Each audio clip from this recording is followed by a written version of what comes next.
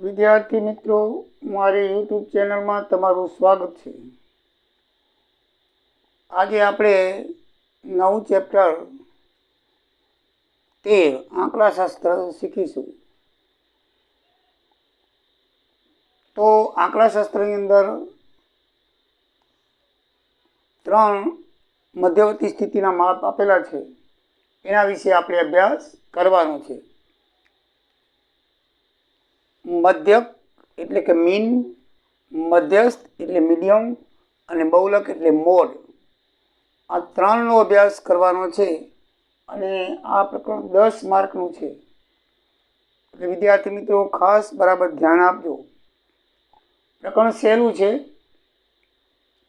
આપણે થોડી ઘણી માહિતી 8મા 9મામાં જોઈ ગયા છીએ આંકડાશાસ્ત્ર વિશે, પણ આમાં સવિસ્તર માહિતી આવશે। તો આમાં 3 માપના આપણે અભ્યાસ કરવાનો છે, 3 માપનો। તો સૌથી પહેલાં આપણે મધ્યક કોને કહેવાય, મધ્યક વિશે આપણે માહિતી લઈશું, પછી મધ્યસ્થ ને પછી બહુલક, એમ વારા પરથી ત્રણેયની માહિતી અને સમજણ કેળવીશું। અવર્ગીકૃત માહિતી પરથી વર્ગીકૃત માહિતી અને સંચય આવૃત્તિ વિતરણ અને ઓજાઈ એટલે વક્ર નો અભ્યાસ મધ્યક, મધ્યસ્થ અને બહુલક જેવા મધ્યવર્તી સ્થિતિના માપો દ્વારા આ પ્રકરણમાં કરવામાં આવ્યો છે। આ પ્રકરણની અંદર આપણે અવર્ગીકૃત ને વર્ગીકૃત, તો અવર્ગીકૃત માહિતી કેને કહેવાય અને વર્ગીકૃત કેને કહેવાય, આપણે કોઈ પણ શાળા કે સંસ્થા અથવા કોઈ પણ માહિતી આપણે મેળવી હોય તો એ એકઠા કરેલા એકમોની સંખ્યા એને અવર્ગીકૃત માહિતી કહેવાય। દાખલા તરીકે આ છે 10, 5, 7, 8, 9 એમ તમને અવલોકન આપે ખાલી, તો એને અવર્ગીકૃત માહિતી કહેવાય। અને વર્ગીકૃત માહિતી એટલે એનું વિવરણ કોઠામાં દર્શાવેલું હોય। દાખલા તરીકે 10 થી 25, 25 થી 40, 40 થી 55, તો એને વર્ગીકૃત કહેવાય। અવર્ગીકૃત એટલે કે સિમ્પલ અવલોકન, માનો કે રીતે, અને વર્ગીકૃત એટલે કે આવી રીતે વર્ગ આપેલા હોય એને વર્ગીકૃત માહિતી કહેવાય, એટલે વ્યવસ્થિત ગોઠવેલી માહિતી। હું તો આપણે સીધા અવલોકન કરીને સીધા કોઈ પણ ગોઠવ્યા વગર રાખી દીધા, ભાઈ કે બાળકોની ઉંમર અથવા તો બાળકોનો અભ્યાસ છે, એના ગુણાંક, અથવા કારખાનામાં મજૂરી કરતા મજૂરોનું વેતન, એવાના આંકડા આપણે રાખી દીધા, તો એ જે માહિતી છે એ માહિતીને આપણે અવર્ગીકૃત માહિતી કહીશું। અને વર્ગીકૃત એટલે કે વ્યવસ્થિત ગોઠવેલી, કોષ્ટકમાં લખેલી અને આવી રીતે વર્ગ દર્શાવેલા હોય, 10 થી 25, 25 થી 40, 40 થી 55, એને વર્ગ કહેવાય। તો એવી રીતે જે માહિતી આપેલી હોય એને વર્ગીકૃત માહિતી કહેવામાં આવે છે। તો મિત્રો, મધ્યકની અંદર જે દાખલા ગણશું એની અંદર આ રીતે સૂત્રો આવે છે। તો સૌથી પહેલાં આપણે એ સૂત્રોનો અભ્યાસ કરી લઈએ અને પછી આપણે દાખલાની શરૂઆત કરીએ। તો અવર્ગીકૃત માહિતી માટે એટલે કે આવા સાદા અવલોકન અને સાદો કોઠો અવર્ગીકૃત માહિતી કહેવાય। 10, 15, 7, 9, 25, પછી આ વર્ગ, આમાં જો 10 થી 25 એવી રીતે વર્ગ આપેલો છે, આમાં ખાલી 5, 7, 10, 4, 6, 8, 9, 10, 3 એક આંકડો આપેલો છે, વર્ગ નથી આપેલા, એટલે આ અવર્ગીકૃત માહિતી કહેવાય। સાદા અવલોકન હોય કે સાદો કોઠો હોય, આને સાદો કોઠો કહેવાય। આવો વર્ગવાળો નહીં, સાદા અવલોકન કે સાદો કોઠો, એ માહિતીને અવર્ગીકૃત કહેવાય। અને એના માટે સૂત્ર છે અવલોકનનો સરવાળો ભાગ્યા અવલોકનની સંખ્યા, એટલે કે સિગ્મા XI ભાગ્યા N। સાદા અવલોકન તમને આપ્યા કે ભાઈ આનો તમે મધ્યક શોધો, તો 10 + 5 + 7 + 8 + 9 + 25 આપણે જોઈ ગયા છીએ, ભાગ્યા અવલોકનની સંખ્યા 6, એટલે 25/6 કરો એટલે તમારું મધ્યક મળી જાય। એટલે આવા સાદા અવલોકન આપેલા હોય તો x બાર બરાબર સિગ્મા XI છેદમાં N। x બાર મધ્યકને x બાર તરીકે લખવામાં આવે, x માંથી આમ 12નો લીટો કરવામાં આવે છે, એટલે મધ્યકને કેના તરીકે દર્શાવવાનું છે, x બાર। એટલે કે મધ્યક બરાબર અવલોકનનો સરવાળો, સિગ્મા એ સરવાળાનું નિશાન છે, XI અવલોકન કહેવામાં આવે છે, x બાર એટલે મધ્યક બરાબર છે તો એક્સ બરાબર સિગ્મા એક્સઆઈ ભાગ્યા એન, એટલે એન એટલે આ કેટલા નંબર, કેટલા અવલોકનો છે, અવલોકનોની સંખ્યા, એટલે એ સાદું અવલોકન જે આપણે 8મા 9મામાં શીખી ગયા છીએ.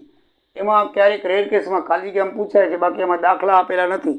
પણ મધ્યકનું સૂત્ર આ સાદા અવલોકન માટે છે અને આ અવર્ગીકૃત માહિતી માટે છે. સિગ્મા એફઆઈ એક્સઆઈ ભાગ્યા સિગ્મા એફઆઈ.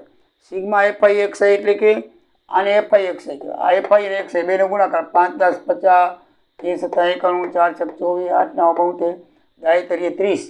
એ એફઆઈ અને એક્સઆઈ એટલે એફઆઈ એક્સઆઈનો ગુણાકાર, પછી એનો સરવાળો મારો, એટલે એને કહેવાય સિગ્મા એફઆઈ એક્સઆઈ ભાગ્યા સિગ્મા એફઆઈ, એટલે એફઆઈ એક્સઆઈનો સરવાળો ભાગ્યા એફઆઈનો સરવાળો, એફઆઈ એક્સઆઈનો સરવાળો ભાગ્યા શું કરશું, એફઆઈનો સરવાળો. એફઆઈનો સરવાળો એટલે આ બધાનો સરવાળો, આ લાઈનનો સરવાળો, આ બેનો ગુણાકાર કરો, એનો સરવાળો મારો, અને એફઆઈ એનો સરવાળો, બંનેનો ભાગાકાર કરો ત્યારે તમને મધ્યકનું સૂત્ર આ લખવાનું, સિગ્મા એફઆઈ એક્સઆઈ છેદમાં સિગ્મા એફઆઈ એટલે એફઆઈ એક્સનો સરવાળો ભાગ્યા એફઆઈ એટલે કે અવલોકનનો સરવાળો. આ એમ જ છે, અવલોકન એફઆઈ એટલે અવલોકન, બરાબર છે, અવલોકનનો સરવાળો, એક્સઆઈ એટલે એની કિંમત થાય. તો એફઆઈ એક્સઆઈ મધ્ય કિંમત કહેવામાં આવે છે, પણ સાદા કોઠાની અંદર એફઆઈ એક્સઆઈ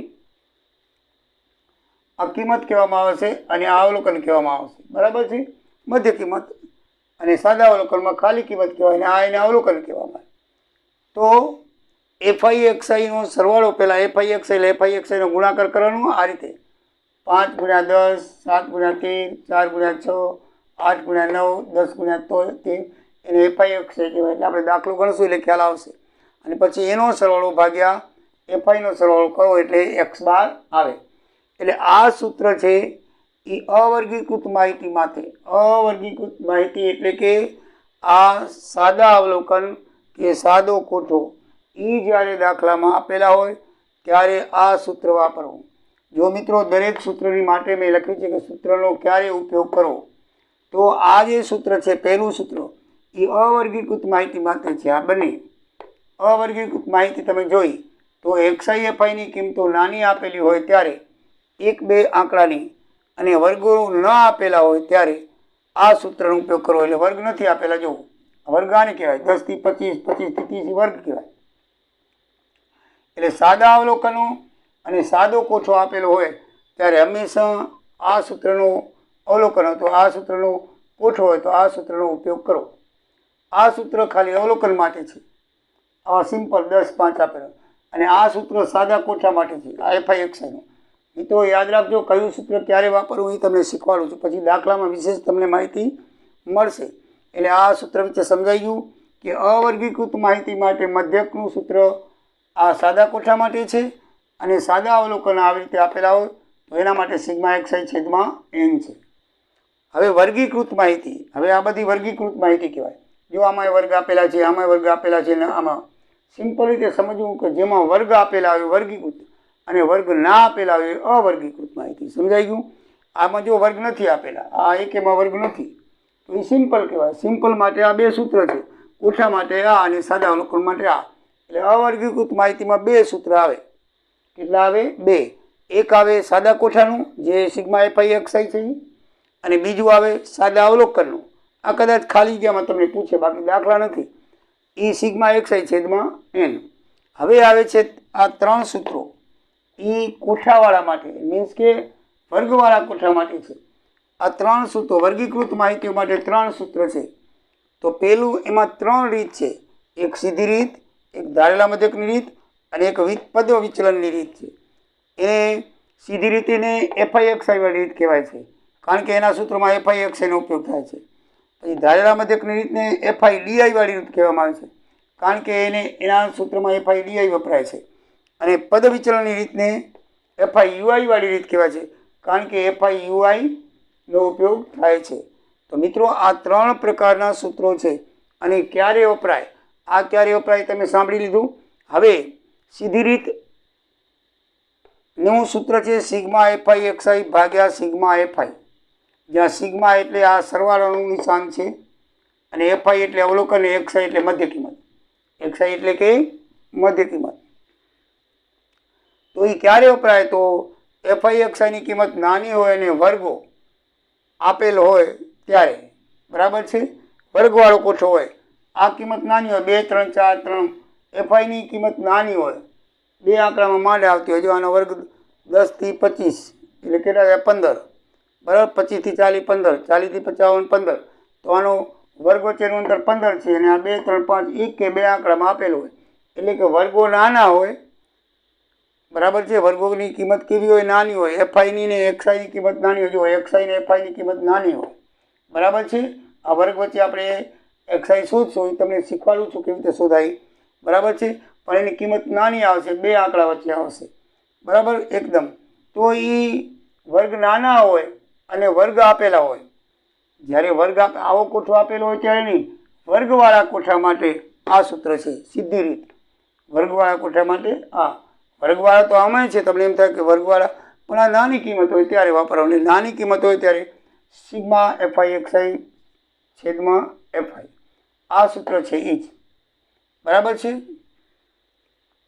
હવે ધારેલો મધ્યકની રીત છે, તો ધારેલા મધ્યકની રીત એને એફઆઈ ડીઆઈ વાળી રીત કહેવાય છે, આને એફઆઈ એક્સઆઈ વાળી રીત કહેવાય છે. તો એફઆઈ ડીઆઈ વાળી રીતમાં આપણે મધ્યક ધારવાનો હોય છે, આ ધારેલા મધ્યકને એ કહેવાય, અને એફઆઈ ડીઆઈ આપણે શોધવાનું છે. કેવી રીતે શોધવાનું છે હું તમને શીખવાડું. અને ભાગ્યા સિગ્મા એફઆઈ, એમાં એને ધારેલું મધ્યક કહેવામાં આવે છે, અને ડીઆઈ બરાબર શું શોધાય? એક્સઆઈ ઓછા એ, એટલે જે ધારેલું મધ્યક છે એ એક્સઆઈમાંથી બાદ કરો એટલે ડીઆઈ આવે. દાખલો શીખશું એટલે તમને કહી દઈશ, અત્યારે ખાલી સૂત્ર સમજાવું છું. આ સૂત્ર ક્યારે વપરાય? કે એફઆઈની કિંમત શોધવાની હોય અને વર્ગ લંબાઈ સમાન હોય ત્યારે. વર્ગ લંબાઈ થોડીક સમાન હોય, સમાન એટલે કે વર્ગ વચ્ચે અંતર સરખો હોય. 100 થી 150 એટલે 50, 150 થી 200 એટલે 50, 200 થી 250 એટલે 50, 250 થી 300 એટલે 50. વર્ગ વચ્ચે અંતર, આનું વર્ગ વચ્ચેનું અંતર કેટલું છે? 50 50નું, 2 આંકડા વચ્ચેનું અંતર. એટલે જે અંતર જે છે એ સરખું હોય, અંતર કેવું હોય? સરખું હોય. અને એક્સઆઈની કિંમત થોડીક મોટી હોય. કેવી હોય? થોડીક મોટી હોય, ત્યારે આ સૂત્રનો ઉપયોગ કરવામાં આવે છે. એમ તો આ બંને સૂત્ર આમાંનામાં તમે સેમ લાગે, પણ નાનું હોય ત્યારે આ વાપરવાનું. મોટા આંકડા હોય, આમાં 2 આંકડાના છે, જો આમાં 3 આંકડા છે, એટલે મોટી કિંમત આપેલી હોય થોડી, બરાબર. થોડી મોટી કિંમત હોય, એક્સઆઈ અને એક્સઆઈની કિંમત શોધવાની હોય, અને વર્ગની કિંમત કેવી હોય? મોટી હોય. કેવી હોય? મોટી હોય. વર્ગની કિંમત મોટી હોય, બરાબર છે. આ વર્ગોની કિંમત કેવી આવે? મોટી આવે. તો આપણે આ સૂત્રનો ઉપયોગ કરો. આમાં વર્ગની કિંમત નાની છે, આમાં વર્ગની કિંમત 3 આંકડામાં છે, આમાં 2 આંકડામાં છે, એટલે 2 આંકડામાં હોય ત્યારે આ સૂત્રનો કરવો, જ્યારે 3 આંકડામાં હોય ત્યારે આ સૂત્રનો ઉપયોગ કરવાનો. સમજાઈ ગયું? વર્ગ નાના હોય ત્યારે સીધી રીત, પછી વર્ગ મોટા હોય અને વર્ગ લંબાઈ સમાન હોય ત્યારે કેવી કહેવાય? એફઆઈ ડીઆઈ રીત. પછી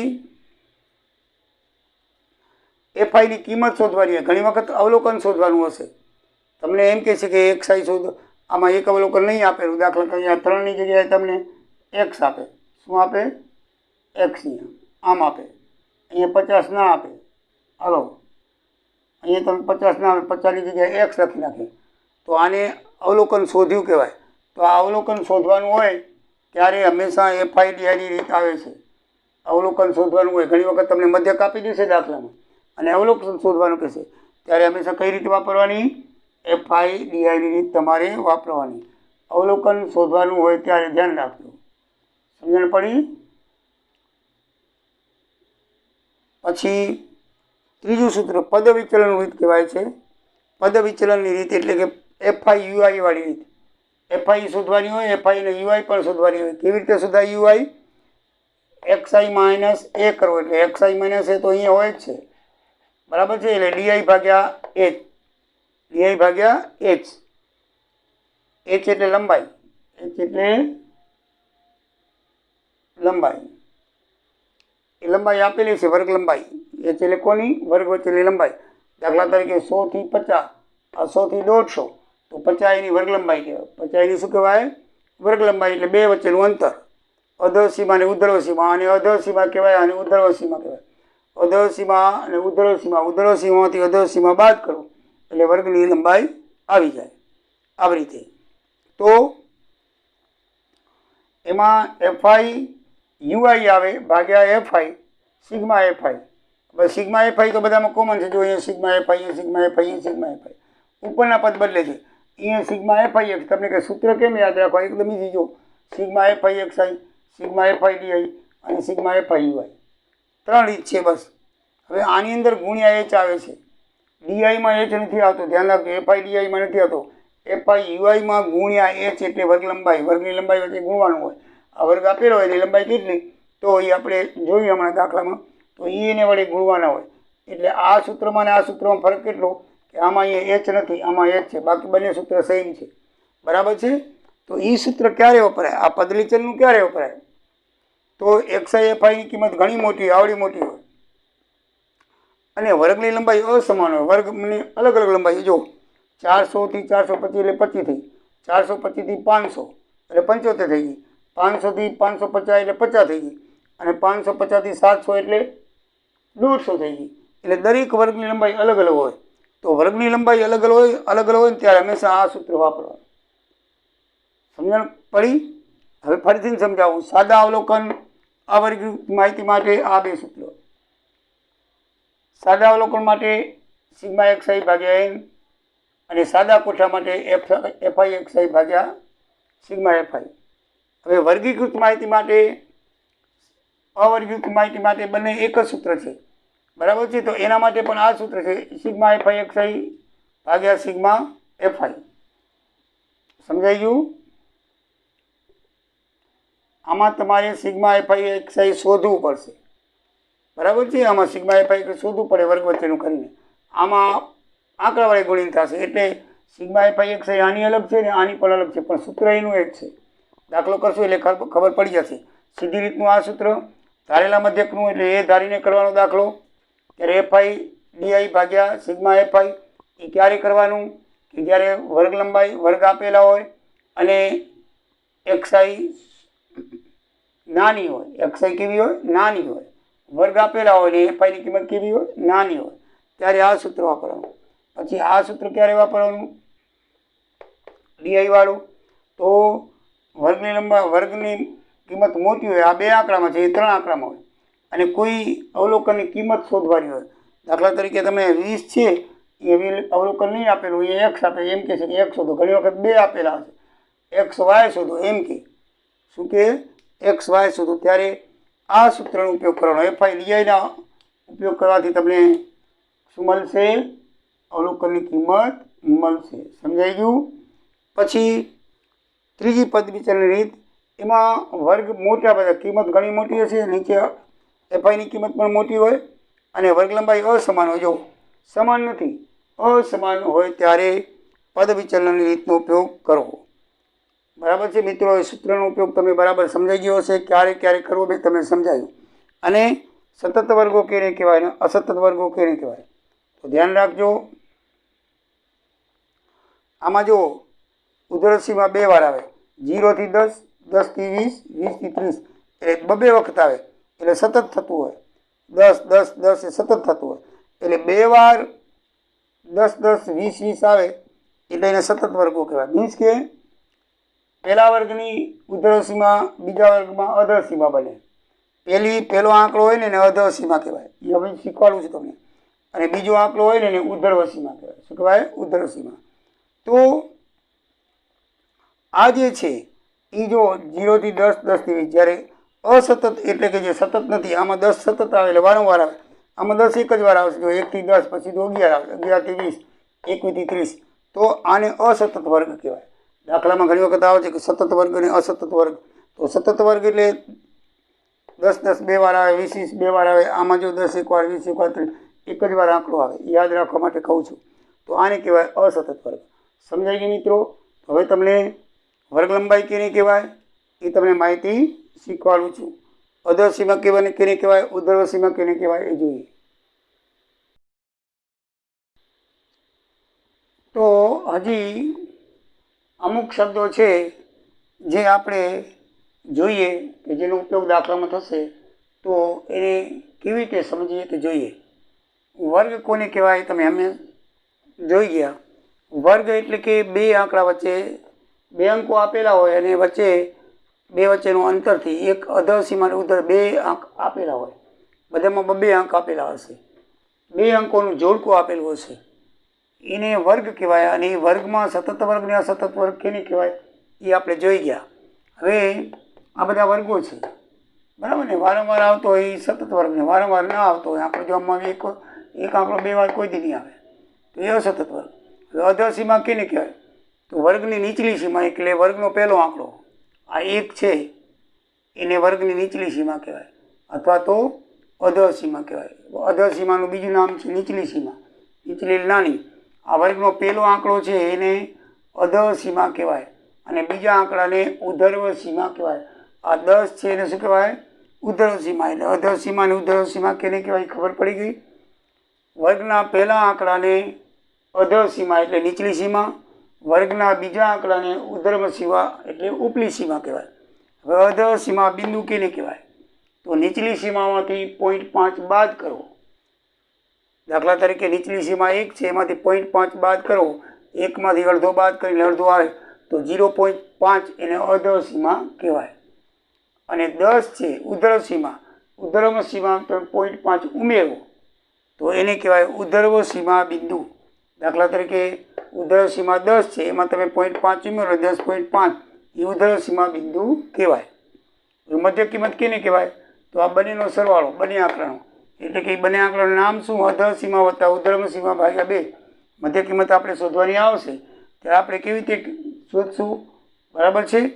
તો અધર સીમા વત્તા ઉધર્વ સીમા એટલે બે આંકડાનો સરવાળો કરીએ અને એને બે ભાગી. દાખલા તરીકે 10 થી 20નો વર્ગ છે અને એનો મધ્ય કિંમત શોધી તો 10 વત્તા 20 ભાગ્યા 2 30 ભાગ્યા 2 એટલે 15 થાય. 15 એની મધ્ય કિંમત કહેવાય વચ્ચેની કિંમત. હવે વર્ગ લંબાઈ એને h તરીકે દર્શાવવામાં આવે છે. તો વર્ગ લંબાઈ કોને કહેવાય તો આમ તો આપણે આવું બધું કરવાની જરૂર નથી પણ તમને ખબર હોવી જોઈએ વર્ગ લંબાઈ. આ બે આંકડા વચ્ચેનું અંતર 1 થી 10 એટલે 10. આ બધા આમ 10, 11 થી 20 એટલે 10 10 10 આ બધાનું 10 બરાબર છે. તો એનું સૂત્ર શું તો 11 થી 20ના વર્ગની એટલે એનું સૂત્ર એ છે ઉધર્વ સીમા બિંદુ ઓછા અધર સીમા બિંદુ. ઉધર્વ સીમા બિંદુ ઓછા અધર સીમા બિંદુ એટલે બે બિંદુઓ વચ્ચેનો તફાવત, બે બિંદુઓ વચ્ચેનો તફાવત એને કહેવાય છે વર્ગ લંબાઈ. એને શું કહેવાય છે વર્ગ લંબાઈ. એટલે કે આનું 11નું માંથી 10 બાદ 0.5 બાદ કરો એટલે 10.5 આવે અને આમાં 0.5 ઉમેરી દો એટલે 20.5 માંથી તમે 10.5 બાદ કરો એટલે 10 આવશે. તો આ વર્ગ લંબાઈ 10 કહેવાય. 11 થી 20 એટલે 10 આંકડા કહેવાય. એટલે કે બે વર્ગ વચ્ચેનું અંતર એને વર્ગ લંબાઈ કહેવાય. એને h વડે દર્શાવવામાં આવે છે. કેના વડે દર્શાવવામાં આવે છે h વડે. તો મિત્રો હવે આપણે એક દાખલો જોઈ લઈએ અને પછી નેક્સ્ટ પેજમાં સ્વાધ્યાયના દાખલા કરશું. અત્યારે ઉદાહરણનો એક દાખલો જોઈ લઈએ.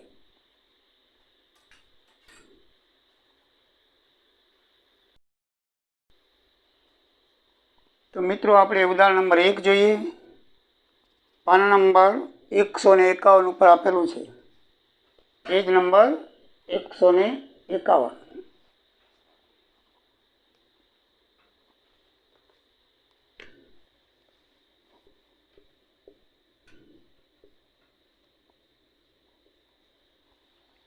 ઉપર આપેલું છે. આપણે ઉદાહરણ બધા પ્રકરણના બધા કરવાના છે એટલે કરાવું છું.